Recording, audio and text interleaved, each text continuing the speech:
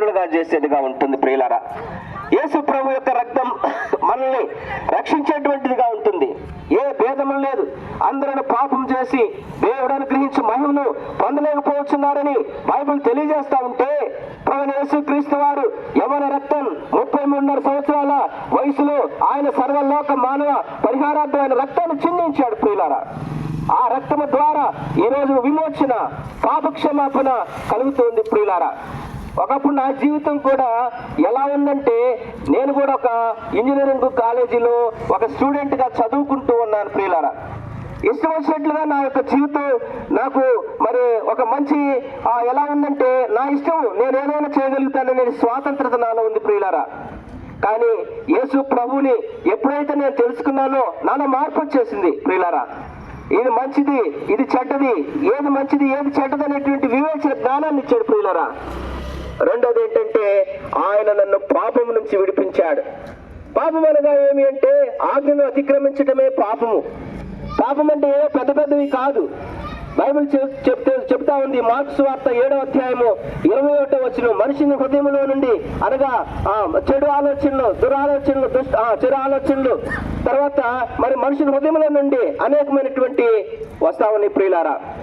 జారత్వము, దొంగతనము, కామ వికారము, మత్సరము, దేవదూషణ, అహంభావము, అవివేకమును, ఇవన్నీ కూడా మనుషుల హృదయంలో నుండి వస్తున్నాయి ప్రియులారా.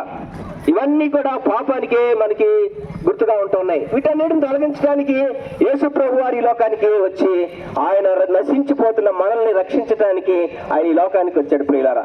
తన ప్రాణాన్ని పెట్టినటువంటి వాడుగా ఉన్నాడు. ఈ లోకంలో ఎవ్వరు కూడా ఒక మనిషి కోసం, ఒక పాపి కోసం మరి ప్రాణం పెట్టినటువంటి వాడు ఎవ్వరు లేరు ఈ లోకంలో. ఆయనే ప్రాణాన్ని పెట్టినటువంటి వాడుగా ఉన్నాడు. కారణం ఏంటంటే, ఆయన ప్రేమించిన దేవుడు, ప్రేమ కలిగిన దేవుడు, దయ కలిగిన దేవుడు నిన్ను నన్ను కూడా మరి చూసి జాలిపడి ప్రాణాన్ని మన కోసం పెట్టినటువంటి వాడుగా ఉన్నాడు ప్రియులారా. ఈ నీల్ ఆర్మ్స్ట్రాంగ్ చంద్రుడిపై కాలు పెట్టి కిందకు వచ్చి అనేక మంది విలేకరులు వచ్చి అడుగుతున్నారు. ఎంతో గొప్పగా అడుగుతుంటే ఒకే మాట చెప్పాడు, నేను భూమి మీద చంద్రుడి మీద అడుగు పెట్టడం కంటే యేసుక్రీస్తు ప్రభు వారి భూలోకం మీదగా అడుగు పెట్టడం అది మహా సంతోషకరమైన విషయం. ఆయన కంటే నేనే మాత్రం గొప్పవాళ్ళు కాదని చెప్పాడు, స్టేట్మెంట్ ఇచ్చాడు ప్రియులారా. కనుక ప్రియులారా, మరి ఈ సాయంకాల సమయంలో మరి అందరైతే ప్రభువైన యేసుక్రీస్తుని రక్షకుడిగా సొంత రక్షకునిగా అంగీకరిస్తా ఉన్నారో, మీరున్న చోటనే ప్రభువా, నేను నా హృదయంలో అనేక ఆలోచనలు ఉన్నాయి, అనేక చెడు తలంపులు ఉన్నాయి, వీటన్నిటి నుంచి రక్షించడానికి ప్రభువా మీరు వచ్చారు. పాపములను మరి రక్తము చిందించిందే పాప క్షమాపణ లేదని చెప్తా ఉంది బైబిల్. అలాంటి పరిశుద్ధుడు, యవనస్తుడు, నిర్దోషి అయినటువంటి యేసు ప్రభు రక్తం నిన్ను నన్ను పరిశుద్ధునిగా చేసేటువంటి ఉంటా ఉంది. కనుక ప్రియులారా, ఈ సాయంకాల సమయంలో యేసు ప్రభుని నీ దగ్గర సొంత రక్షకుని అంగీకరించినట్లయితే ఆయన నీ హృదయాన్ని మారుస్తాడు. నీ యొక్క మార్గంలో ఆయన మరి ఎంతో మరి సహాయపడేటువంటి వాడిగా ఉంటున్నాడు. ఒక యవనస్తుడు ఒకరికి సరి అయిన మార్గము కలదు, తుదికది మరణానికి దారి తీసేదిగా ఉంటా ఉంది. కనుక మరి ఆ మరణము నుంచి తప్పించడానికి యేసు ప్రభు వారు మరి ఈ లోకానికి మనిషి కుమారుడిగా వచ్చాడు. అదే క్రిస్మస్. ఆయన ఈ లోకానికి వచ్చి ఒక పాపినైన మనిషిని రక్షించడమే అదే క్రిస్మస్.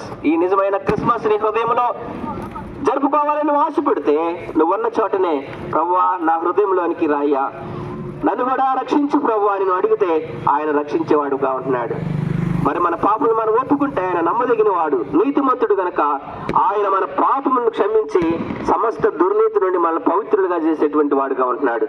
ప్రభువైన యేసునందు విశ్వాసం ఉంచండి, అప్పుడు నీవును నీ ఇంటి వారును రక్షణ పొందేదరు. ఇక్కడే మరిన్ని వివరాలకు మరి దాసరపాలెంలోనే మరి కొత్త ప్లాట్లలో మరి కల్లం స్పిన్నింగ్ మిల్లు ఆపోజిట్ లోనే బేతేలు ప్రార్థనా మందిరం ఉంది. దేవుని దాసులు ఉన్నారు అక్కడ. మరి ఆరాధన జరుగుతూ ఉంది. ఇంకా అనేకమైనటువంటి మీటింగ్స్ జరుగుతూ ఉన్నాయి. మీకోసం ప్రార్థన చేస్తారు. మరి అక్కడికి వచ్చినప్పుడు మీకు ఏదైనా డౌట్ ఉంటే ఆ డౌట్లు కూడా తీరుస్తారు. మీకోసం ప్రార్థన చేసి మేము ముందుకు వెళ్తాం. ప్రభువైన యేసునందు విశ్వాసం ఉంచుము, అప్పుడు నీవును నీ ఇంటి వారును రక్షణ పొందేదరు.